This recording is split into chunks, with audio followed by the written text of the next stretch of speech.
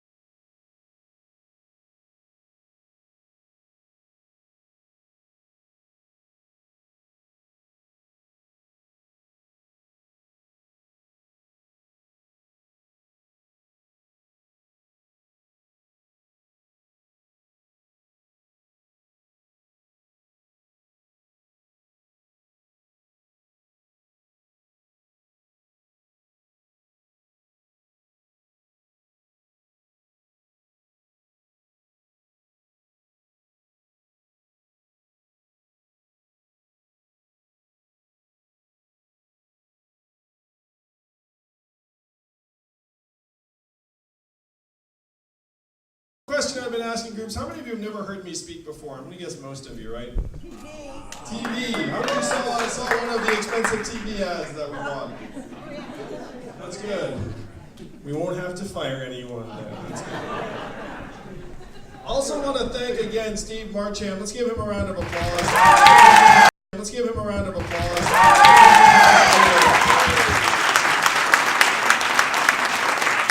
Me and Christina are among the two early champions here in New Hampshire that saw the energy and potential for this campaign.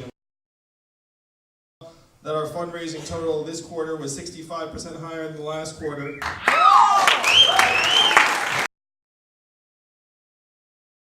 At 9 p.m. tonight, my campaign team is bringing me an updated list of my supporters. I hope I'll see your name on the list. But there are many of them, and we are poised to make history together. How many of you know I went to high school here in the state? Yeah. I went to Phillips Exeter Academy and graduated in 1992. They invited me to speak at Exeter about 6 months ago. I went back to speak, and I told them it was my first time back because I did not enjoy my time there. And then the student body erupted in applause. And I was like, oh my gosh. I didn't know that was the reaction I was going to get. After I graduated from Exeter, I went to college in Rhode Island, not far from here, at Brown, and then I became an unhappy lawyer in New York City for 5 months. I left after 5 months to start a company that did not work out. How many of you have started a business or organization or a mailing list or club? So if you have your hand up, you know two things. Number one, it's much harder than anyone lets on. And number two, when someone asks you how it's going, what do you say? Great. My business went great until it failed. My parents told people I was still a lawyer because they're Asian. But I'd been bitten by the bug and wanted to get better, so I joined another small company and then another, and then I became the CEO of an education company that grew to become #1 in the US and was bought by a bigger company in 2009. Now 2009 was a very tough time in much of the country. How many of you were here in New Hampshire 10 years ago in 2009? How was the financial crisis in this part of the state? Great. Yeah, by great, I think you mean the opposite of great. It's true. When I was in Derry, I asked the same question, and a 14-year-old boy had his hand up and said it was really bad. And then I said, you must have been 4 years old at the time. How do you remember? And he said, well, we had to sell our house, so I remember. And I was like, oh my gosh, you really would remember that. It was a very tough time in so much of the country, and I thought I had some insight as to why our economy had tanked. It was because so many of the wannabe whiz kids I'd gone to Exeter and Brown and Columbia with had gone straight to Wall Street and come up with mortgage-backed securities and financial derivatives and these exotic financial instruments that ended up blowing up the economy. And I thought, well, that's a disaster, that's a train wreck. We should have people doing the opposite of that. And so I thought, well, what's the opposite of just moving numbers around and tanking the economy? And to me, the opposite was starting businesses and creating jobs in places like Detroit, Cleveland, Providence, Baltimore, Birmingham. So I quit my job. How many of you all have worked at nonprofits or work in a nonprofit now? How many of you volunteer for a nonprofit? You should really just raise your hand to that one, because that's like, am I a good person kind of question. You're like, yeah, of course I volunteer for a nonprofit. So I quit my job to start a nonprofit, and I give full credit to my wife because I was a pretty normal guy when we met and got together. And so when I was like, hey, I'm going to quit my job and start a nonprofit, we're going to create thousands of jobs around the country. She was a really good sport about it. Let me do it. So to start a nonprofit, there are different ways to do it, but what I did is I put up some money and then I started calling rich friends with this question: do you love America? Then the smart among them said, what does it mean if I say yes to this question? And I said, at least $10,000. And I got 12 people to say, I love America for $10,000, so raised a couple $100,000, that grew to the millions, helped create several thousand jobs in 15 cities around the country. And what we did is we recruited enterprising young people who wanted to learn how to build businesses and sent them to work at growth companies in Detroit, Cleveland, Baltimore, New Orleans, helped those businesses grow, and then if they wanted to start their own business, we gave them some seed investment and mentorship to help them on their way. Because that was the way I developed as an entrepreneur. I worked with more seasoned entrepreneurs as their lieutenant, and that's how I got better. So I wanted to do the same thing for young people around the country. Spent 7 years doing that work, created thousands of jobs, and was honored by the Obama administration multiple times. So I got to bring my wife to meet the president.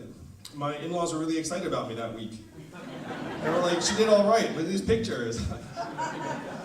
But unfortunately, during the 7 years I ran Venture for America, I had this sinking feeling that many of the places I went seemed to be getting worse, not better. How many of you grew up here in New England?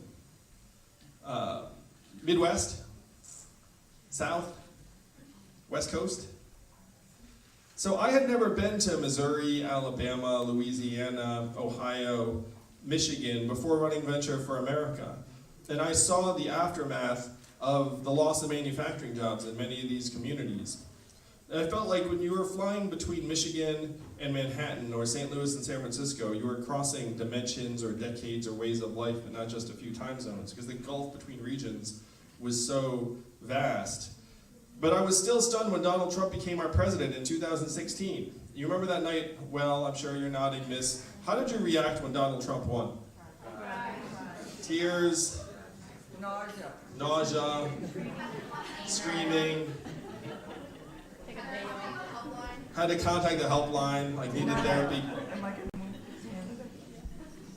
To me, this was a giant red flag that tens of millions of our fellow Americans decided to take a bet on the narcissist reality TV star as our president.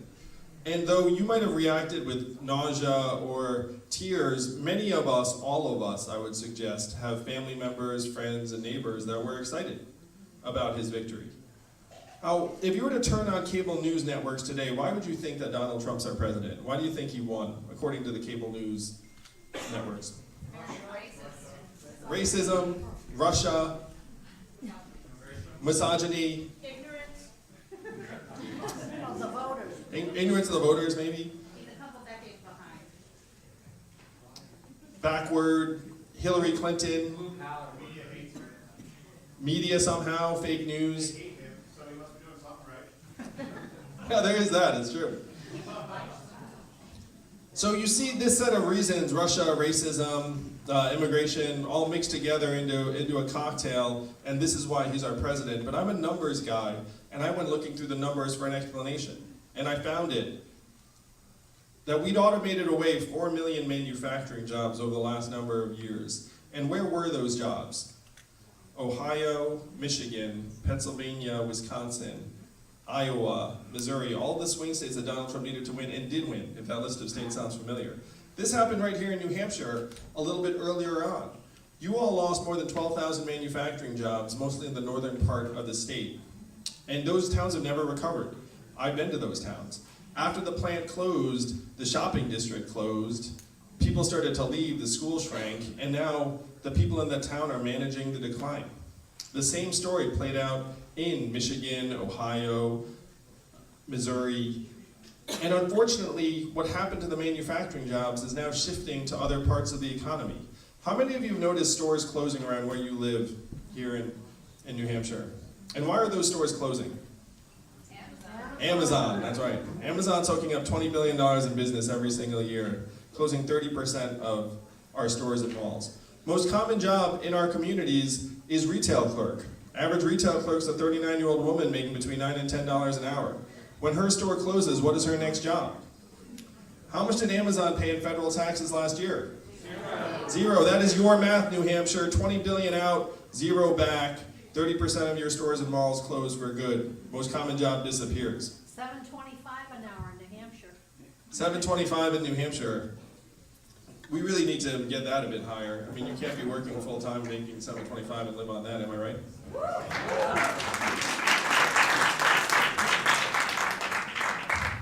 And it's not just the retail jobs. When you all call the customer service line of a big company and you get the software bot, you probably do the same thing I do, which is you pound 000, say human, representative, until you get someone on the line, right? Raise your hand if that's what you do. Yeah, we all do that, because that software is miserable. But in 2 or 3 short years, the software is going to sound like this. Hey, Andrew, how's it going? What can I do for you? It'll be fast, seamless, delightful. You might not even know it's software. What is that going to mean for the 2.5 million Americans who work in call centers right now, making $10 to $14 an hour? How many of you have seen a self-serve kiosk in a fast food restaurant, like a McDonald's or one of those chains? Every location in the country by next year. And then they're going to start shifting to the back of the house, the robot burger flippers and fry cookers. It's not just the CVS's and the grocery stores. And the rubber's really going to hit the road when the robot trucks hit the highways. How many of you know a truck driver here in New Hampshire? It's the most common job in 29 states. There are 3.5 million truckers in this country, and robot trucks are coming closer to the highways every week. A robot truck just took 20 tons of butter from California to Pennsylvania 2 weeks ago without human intervention. Why did they choose butter? I have no idea. But if you Google robot butter truck, you will see the story. What is this going to mean for the 3.5 million truckers or the 7 million Americans who work in truck stops, motels, and diners that rely upon the truckers getting out and having a meal every day? We're in the midst of the greatest economic transformation in the history of our country, what experts are calling the fourth industrial revolution. When's the last time you heard a politician say the words fourth industrial revolution? Right now. Yeah, 2 seconds ago. In New Hampshire, I'm barely a politician. So these were the numbers I was digging through in 2017. Trump wins, I say, oh my gosh, I'm being celebrated for creating jobs and the water's just rushing out of the bathtub. Let me dig into what this looks like. I'm friends with the technologists who are working on the self-driving trucks and the AI and the rest of it. And I still said, let me go to Washington, D.C. and ask them this question: what are we going to do to help our people manage this transition? What do you think the folks in D.C. said to me when I said, what are we going to do to help?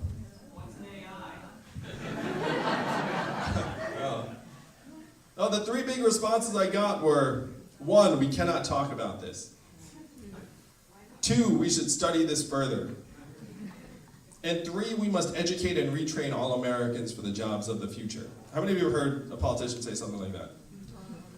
So when someone said that to me in DC, I said, that sounds great, but I looked at the numbers. Do you all want to guess how effective government-funded retraining programs were for manufacturing workers who lost their jobs? 0 to 15%. Very low, 0 to 15%. They're a total failure. And when I said this to the folks in DC, they said, well, I guess we'll get better at it then.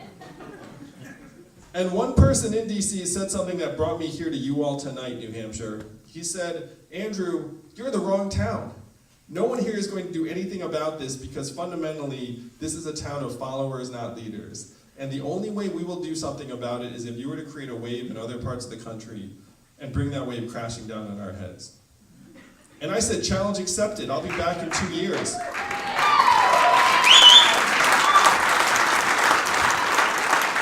And New Hampshire, you all are the wave. You all are among the most powerful people in our country today.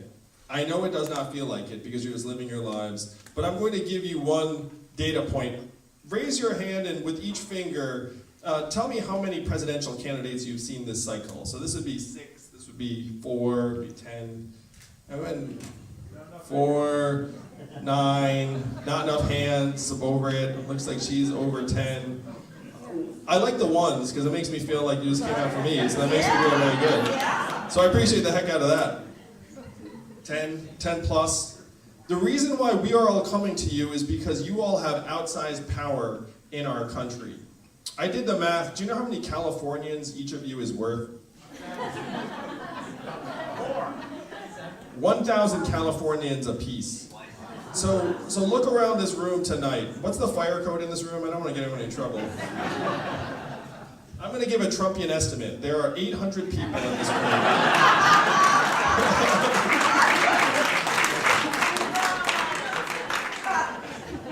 Let's say there are 140 people in this room. That's still almost 4 football stadiums full of Californians. That is the power in this room tonight. It's the power to do something that other Americans only dream about doing. Other Americans look up at our government and they see the pipes clogged with money, all the lobbyist cash just jammed in there, and they're like, hey, I can do nothing about the pipes and the money and the clog. But you all can. You can flush the pipes clean just like that. That is the power in this room. That is the power in your hands. And to use that power to take a new vision to the rest of the country, we have to let the rest of the country know that we have to rewrite the rules of the 21st century economy to work for us, to work for you, to work for your kids, because they are not working now. Now, I talked about how Amazon, this trillion-dollar tech company, is paying 0 in taxes. That, I'm going to suggest, is something that's not their fault. That is our fault as a country. You know what I mean? It's a company's goal to pay as little in taxes as possible. We have to be pretty dumb to let them get away with it. Am I right, New Hampshire? So believe it or not, you didn't know this. You're here tonight to help make sure Amazon pays its fair share in taxes. And then the question is, oh, you like that? And then the second part of it, which is just as important, is what we do with that value when it's in our hands. If you're here tonight, you heard at some point there's someone running for president who wants to give everyone $1,000 a month. And the first time you heard that, raise your hand first if you heard that, because you know that's like my flagship proposal. Wow, some of you know. That's fantastic. Well, now you know. My flagship proposal is that every American gets $1,000 a month from age 18 until the day you expire. Now that sounds awfully dramatic. That sounds almost too good to be true. But this is not my idea, and it's not a new idea. Thomas Paine was for it at the founding of the country, called it the citizen's dividend, said every American should get a dividend on our birthright. Martin Luther King, whose son I had the privilege of meeting with in Atlanta, was fighting for this in the 60s, and it is what he was fighting for when he was killed in 1968, a guaranteed minimum income for all Americans. 1,000 economists, including Milton Friedman, the patron saint of libertarianism, endorsed this in the 60s, and it was so mainstream it passed the US House of Representatives twice in 1971 under Nixon, the Family Assistance Plan. And then 11 years later, one state actually passed a dividend where now everyone in that state gets between $1,000 and $2,000 a year, no questions asked. And what state is that? Alaska. And how do they pay for it? Oil. And what is the oil of the 21st century? Data, software, AI, self-driving cars and trucks, technology. A study just came out that said that our data is now worth more than oil. How many of you saw that study? How many of you got your data check in the mail last month? Oh, we joke, but if our data is now worth tens of billions of dollars, who's getting the data checks? Facebook, Amazon, Google, and the trillion-dollar tech companies that are paying zero or near zero in taxes. Do you see the game, New Hampshire? Stores are closing, we're getting sucked dry, and we're looking at each other being like, where's the value going? Where's the money going? And then you have these trillion-dollar tech companies literally paying zero back into the system. So if we get our fair share of every Amazon sale, every Google search, every Facebook ad, eventually every robot truck mile and AI work unit, we can easily pay for a dividend of $1,000 a month for everyone here tonight, everyone in the state, everyone around the country. Particularly because after the dividend is in your hands, how would you spend it? What would you do with an extra $1,000 a month? Where would it go? Supermarket, mortgage, vacation, that's cool. Student debt, loans. I'm sorry college has gotten 2.5 times more expensive since I went to school. It has not gotten 2.5 times better. We need to fix that. How much of the money would stay right here in New Hampshire? Most of it, not all of it. You might get your own Netflix password, like some of it would float up. But most of it would stay right here in New Hampshire. It would go to local businesses, car repairs you've been putting off, daycare expenses, Little League signups, local nonprofits, religious organizations. New Hampshire, this is the trickle-up economy from our people, our families, and our communities up. This would make us stronger, healthier, mentally healthier, less stressed out.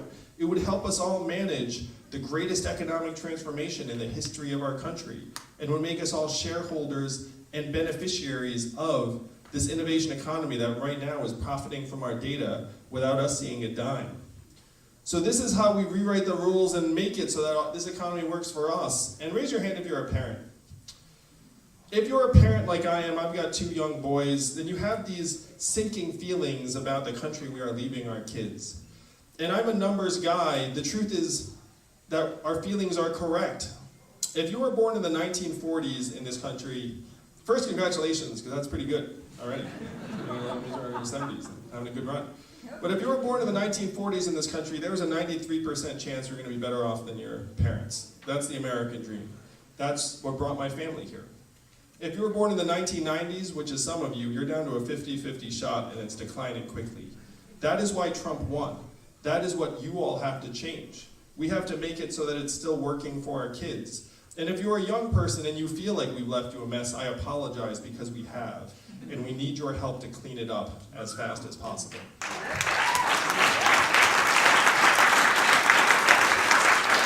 And it's not just student loan debt or climate change or dysfunctional government. It's the fact that we need to put you in position to succeed and move forward, start family, buy homes, start businesses, get out of debt, all of those things. We have to put you in position to have the same kind of future that we'd want for ourselves. Now, this is all in your power, New Hampshire. That's the beauty of being here tonight. Right now, the rest of our country, all of us really, are being beaten over the head with messages about how great things are going.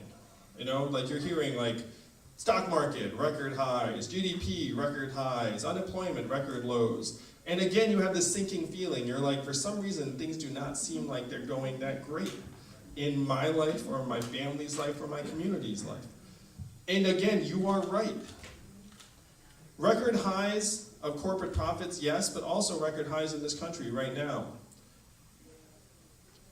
Stress, mental illness, suicides, drug overdoses, indebtedness. It's gotten so bad that our life expectancy has declined for 3 years in a row. You know the last time America's life expectancy declined for 3 years in a row? The Spanish flu of 1918, a global pandemic that killed millions. There's some young gang here. They kind of know.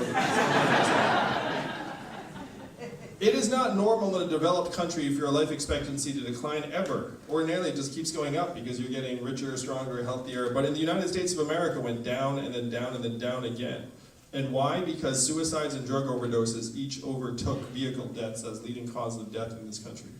And I know here in New Hampshire, you have suffered deeply and personally from the opiate epidemic, because this is one of the epicenters of a plague that was allowed by our government. It was a plague initiated by drug companies that realized they could profit off of us, and our government did nothing to stop it. So these measurements have us heading in the wrong direction. If you have GDP going up and your life expectancy going down, which do you listen to? To me, that's very, very obvious. You listen to us.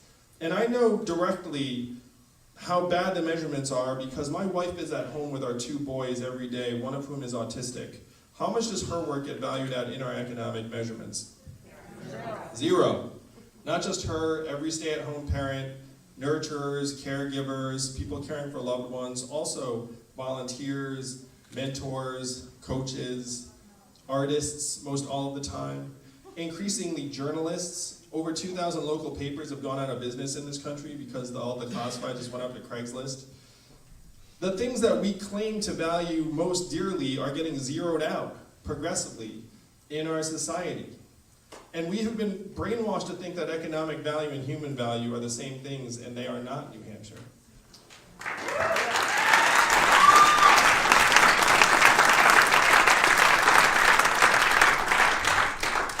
The market does not know how much we're worth. We know how much we're worth. You know how much we're worth, and our kids are worth.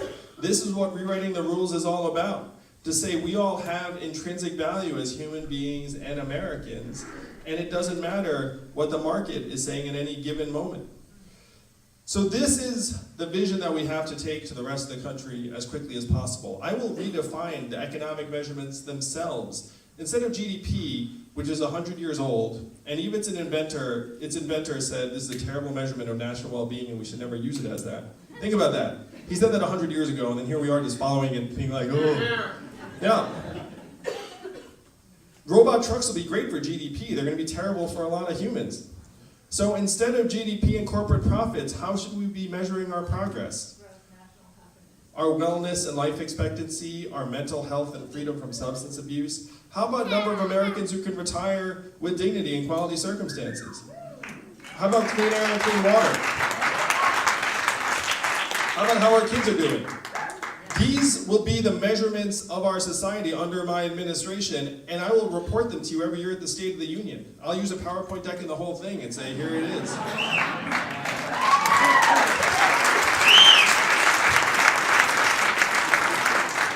So this is the vision that you can make real just like that, New Hampshire. That's why I love being here so much. In most of the country, you have a conversation like this and people go home thinking, that sounds great, but I can't do much about it.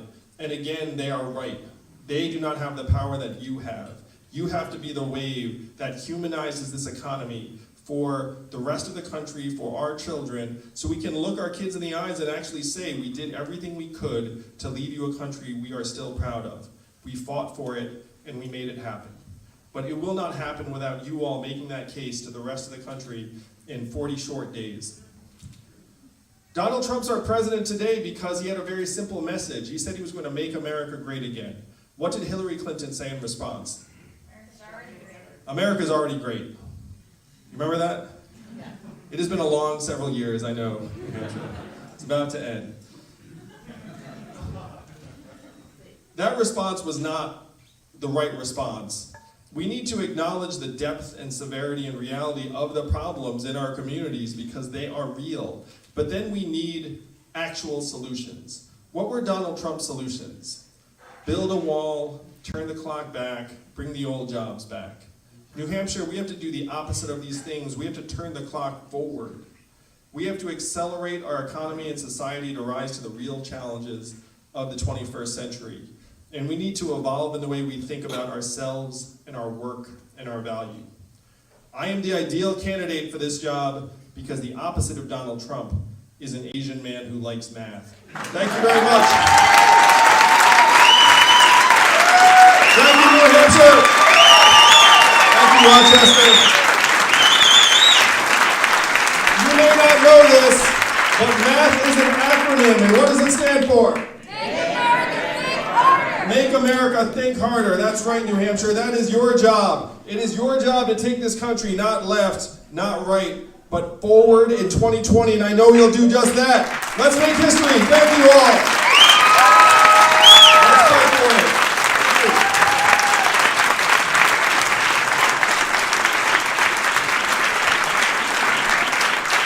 And I think we're going to take some questions, which makes me very happy, because I love questions. Do we have a mic runner, or do we have someone who's going to do it, or I'm just going to tap people, which is all to the good?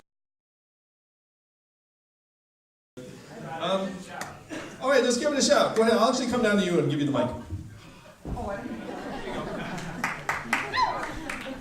might have to, yeah.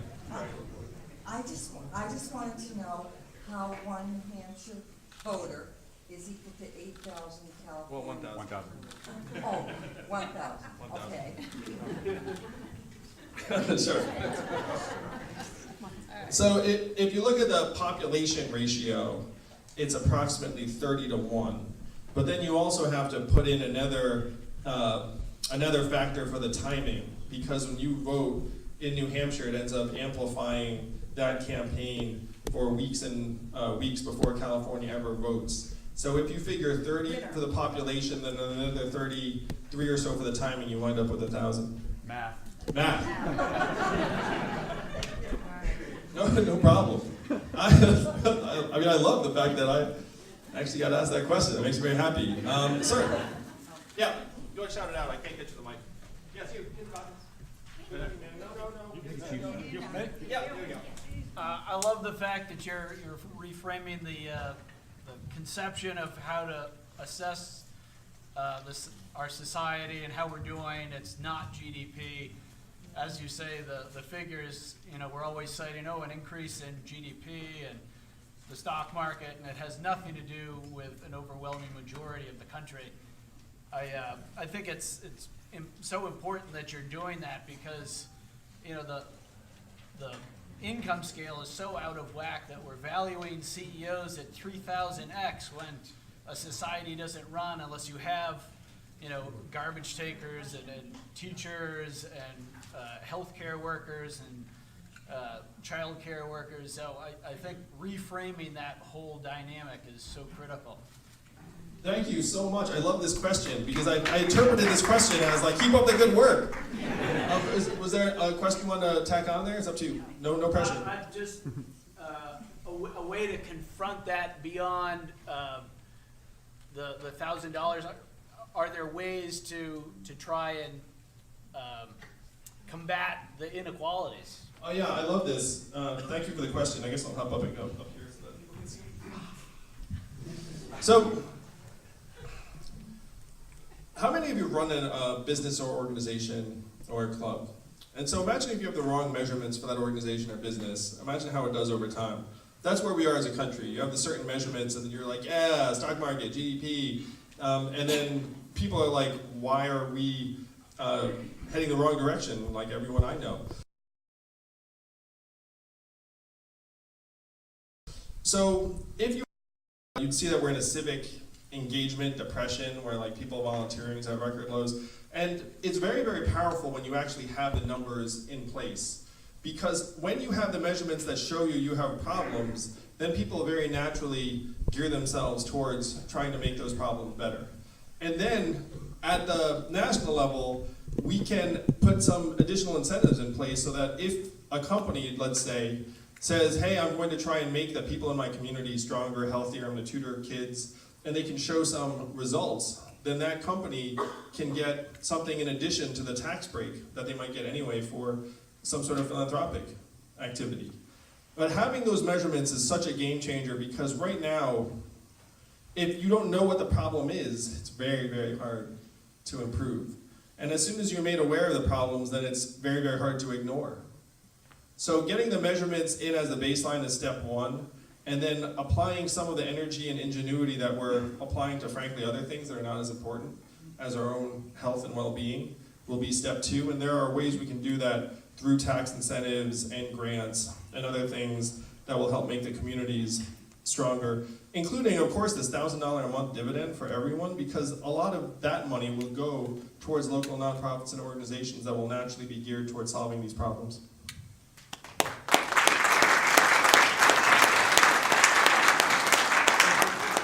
Sure. Miss, sure. I'm a sucker for someone in the front row. Not a plant, I have no idea what you can say. Well, I'm very happy that you are concerned about the welfare of the young and the differently disabled and the vulnerable. I've never heard a candidate talk about how we treat children in the criminal justice system. So the question, if you didn't hear it, was about the treatment of children in the criminal justice system. And the reason why I winced is because as a parent, you know what that means, that there are so many kids that are falling through the cracks in the United States. One of the numbers, when I was digging through what's going on in this country, is that 40% of American children are born to single parents now, which was a much higher percentage than I thought was the case when I was growing up. And I had to triple check that number because I was like, that can't be right. And then I checked it, and that is the number. And so we have many, many kids who are being brought up in very, very adverse environments and circumstances. And as someone who's a parent, I can't imagine trying to do it alone. Like where it's so much work for me and my wife, and we have some other relatives around. Trying to be a single parent just seems unfathomably hard to me. And unfortunately, boys and girls respond differently to having a single parent. So 90% of single parents are moms. Probably not surprising to you all. So when you hear single parent, you think single mom. That's generally who it is. If the single mom has a little girl, then the outcomes tend to be fairly normal because the girl sees the single mom and has a great role model, and the single mom's like a superhero, and things go okay. Not every time, but this is just, a generalization across the data. If a single mom has a little boy, then the little boy tends to struggle because they don't have a male role model. They mature at different rates, so they might struggle academically. And studies have shown that little boys are more sensitive to parental time input than little girls. Girls are just generally more adaptable and sociable and better at school, whereas boys are not. So if you have hundreds of thousands of little boys being brought up by single parents, then the fact that they might wind up in something like our punitive criminal justice system or our foster care system, is not that shocking if you look at it society-wide. And our systems don't have the mechanisms in place to provide what those kids need. What those kids are getting instead is they're getting locked away in these environments where they'd be a bit more likely to end up pursuing further antisocial behaviors than being put on a path to success. So as a parent myself, this is heartbreaking, and again, one of my boys has special needs. What I say to folks around the country is that to me, special needs is the new normal. How many of you all have a special needs child in the family or friend or neighbor? or something in your life. The rates of autism and special needs, the rates are skyrocketing around the country. Like what used to be at only a couple percent now is creeping up into the double digits. And our schools and systems are not designed to help those families. They're not. Like you have a special needs kid who gets brought to that school, the school looks up and says, well, I don't have the staffing necessary, I don't have the requirements necessary. There's an act that says that the federal government is supposed to fund 40% of those teachers and resources in the schools. But it being DC, you're laughing because you know what happens next. I'm a teacher. Yeah, they don't. So they fund 15% instead of 40%, and so then the communities are left fending for themselves. And I've already pledged as president, I will go up to 100%. I will take it off the backs of the communities.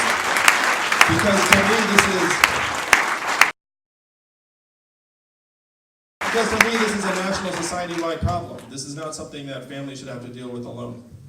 But we treat children, young children's schools are treated as criminals for misbehavior because of their immaturity. Young children who commit serious crimes, I'm talking about 11, 12, 13-year-olds, are accused, tried, sentenced, housed as adults. I think that's really shameful. That's what I want to know, why we don't address that. Why we don't change our rules that allow us an in-between between the juvenile system and the adult system. Those children should not be in the adult system, no matter how heinous their crime. So if you can't hear in the back, she's saying that an underage person should not be treated as an adult criminal regardless of their action, and I could not agree more. And I will change it so that they are not put in with adults in prison and are treated, as you're saying, in the separate category. Then the other part of her question was that kids in school who misbehave end up getting separated from other kids because the schools tend to not have the resources available. There's so many things I want to do for our kids in schools. Number one, we need to pay teachers more.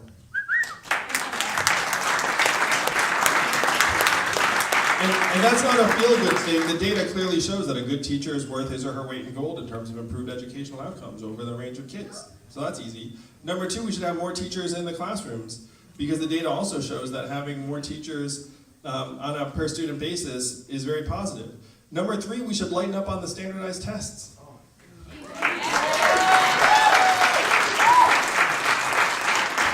Did you know, no one knows this is very dark. Did you know that we invented the SAT during World War II as a means to identify which kids not to send to the front lines? And now we treat our kids like every year is wartime. Does that make sense to anybody? So we should lighten up on the standardized tests and let our teachers do their jobs. Because like the teachers know that they're doing things that aren't right for their kids in the classroom because they have to teach to the standardized test all the time. And the last thing is that we have to, there are two more things. The fourth thing is that we have to stop pretending that college is for everyone. It's not.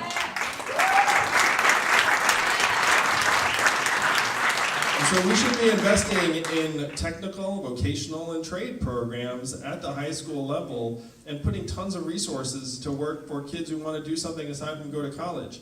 Only 6% of American high school students are in technical or trade programs. In Germany, that's 59%. Think about that gulf. So we need to do much more for kids who want to pursue something aside from college. And the last thing is, how many of you all are educators? Since they're always teachers. Love teachers, good teacher again. I have kids, public school, like good teacher is a lifesaver, a lifeblood of the community.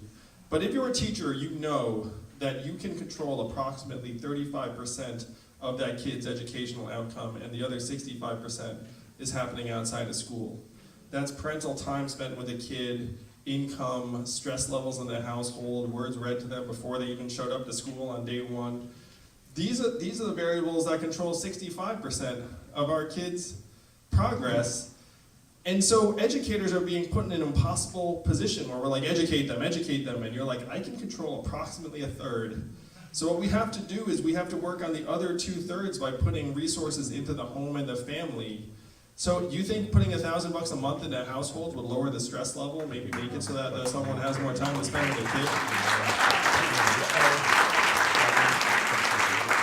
You put resources into the families and homes, you give our kids a much better chance to learn and the teachers a much better chance to teach. And that is what we can all make happen right now in 2020. Yeah. I have 2 more questions, they tell me. Miss, with the nice scarf, yeah. Okay. So being an African American woman, I have a deep fear of mass incarceration. I've personally seen it affect my family, families that are like mine. So I haven't really seen you address it tonight. How would you plan on changing the prison system to make it more equal and better? It is terrible what we have allowed to happen in terms of our system of mass incarceration. And I was about to apologize to you on behalf of the country, even though I had absolutely nothing to do with it, because it's deeply wrong, and we all are seeing that more and more. So the things I would do, first off, number one, I would get rid of private prisons altogether.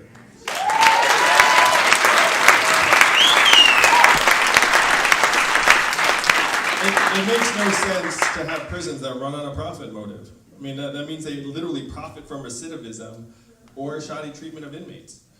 Number 2, we have to change the mandatory minimum sentencing and lighten up on the war on drugs that ends up criminalizing people who are struggling with addiction. So at the top line, I would legalize marijuana at a federal level. And then I would pardon everyone who's in jail for a non-violent marijuana-related offense. It's like, why are we always pardoning these rich weirdos that are well connected? I'd much rather pardon people no one has ever heard of who shouldn't have been in prison in the first place. Amen.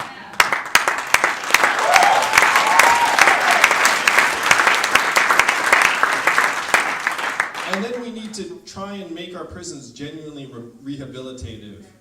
But instead of saying, look, we're just going to separate these people, and then, I mean, there's that story with Bloomberg, it's like, hiring prison labor.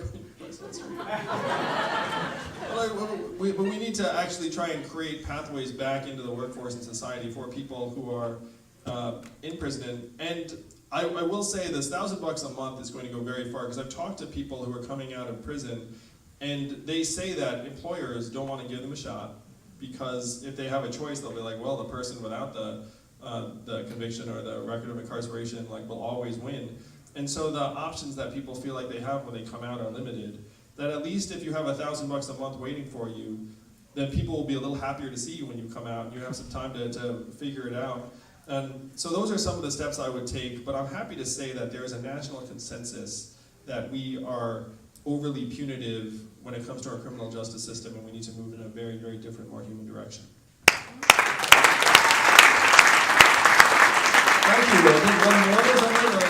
Question on climate. Right here we have a proposed pipeline between Portsmouth and Manchester to carry fracked natural gas with a liquid natural gas tank to be placed in Epping. You went to school in Exeter, you know the geography, the most populated area in our state. Would you oppose that fossil fuel? It's a local ground zero for us on climate to stop that gas pipeline. Would you support us in that, please? Let me talk about climate change more broadly, then I'll talk about it specifically. How many of you are concerned about climate change? Wow. Now, that means that you're smart. As climate change is now bearing down on us, and it's here already. When I was in Portsmouth, there were buildings and homes that were flooding more regularly than they had before. A multi-million-dollar shrimping business had gone to zero because the water had warmed and the shrimp had died. So we need to take big moves to protect ourselves and our communities from climate change. It's very frustrating to me when politicians talk about climate change as something to prevent. It's like we're already on the curve. People are already having their lives and homes destroyed by it. So again, are we going to leave people on their own, or are we going to say, look, this is a national scale problem and we're going to put the resources to work right now? We can actually save ourselves money if we start investing in making our communities more resilient, because it's cheaper to protect a community than it is to rebuild it after it's been flooded. Now, in that context, what do we do with fossil fuels versus renewable source of energy? We should stop subsidizing fossil fuels immediately. They're long overdue. they'll make money anyway for at least a while, so we should take the tens of billions that we're putting to work on the fossil fuel companies and move them immediately to wind and solar. And I know this is somewhat controversial, but I believe nuclear energy should be part of the solution too. Other countries have had success with nuclear, and the next generation nuclear reactors have many advantages that the older ones did not. So in this context, if there's a natural gas pipeline, I am not a fan of fracking. I have seen some of the after effects of fracking in communities. And if a community says they don't want a pipeline going through the middle of it, then there should not be a pipeline going through the middle of your communities. Any more fossil fuel infrastructure built that is not absolutely necessary? Again, I would remove all fossil fuel subsidies and I would not allow new infrastructure built on federal lands. So I'm not a fan of building new pipelines. I don't think that's the solution for the Please future. oppose this that's right here for us. You'll get a lot of votes. You'll get a lot of votes if I like natural gas. You need my house.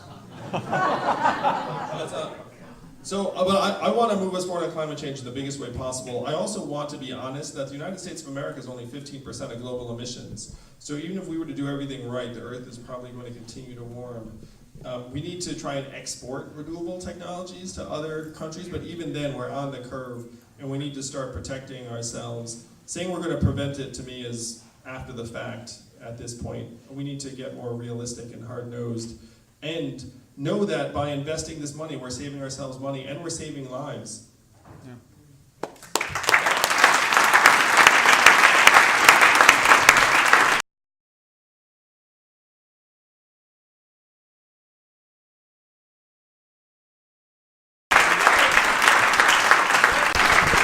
Let's give it up.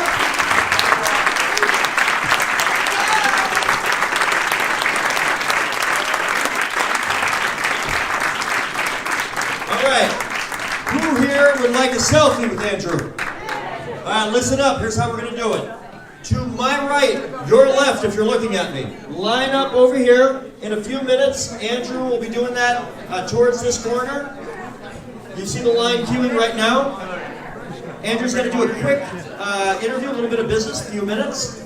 Be patient, line up, we will take care of it. Happy New Year, tell your friends, we will be back before the primary on February 11th. Thank you very much. All right, you done? You don't want a selfie? I want to see